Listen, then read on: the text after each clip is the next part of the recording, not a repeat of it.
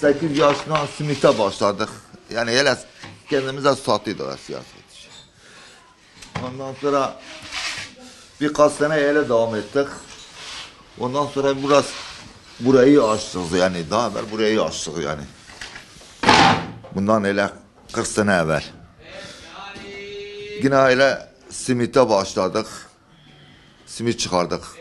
Hani abimle işte ortakları vardı. Ben de onların yanında çalışıyordum. Onun örneğine abim askere gitti. Biz yine devam ettik. Askere gidince ben o ortağı anlaşmadım doğrusu. Ayırdık birbirimizden. Ona devrettik. Abim askerden geldikten sonra ben yine başka yerde çalışıyordum. Abim yine başka yerde ortaklığı açtı. Ortaklığı açtı. En sonra ortağınla ayırdı. Yine beni aldı yanına. Birkaç seneyle yanında kaldı. Ondan sonra beni de ortak etti. Öyle devam ettik da buraya kadar. Öyle başladık. Bu tür fırında 2 tane var şu an. 2 tane. Bir tane Meher Bahçesi'nde var. Bir tane burada var. Ya. O zaman çoktu. Yani şimdi 2 tane var.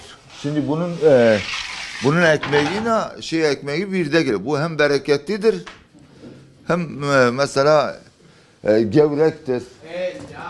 Ondan sonra bereketlidir. Yani fırın gibi değil ha. Şimdi normalde bunun bir ekmeği götür, çarşı ekmeğin fırını getir. Yani bu daha bereketlidir. Mesela örneğine 2 gün yiysen, onu orada götürsen pişirsen bir gün yersin. Yani çocukken simite başladık doğrusu.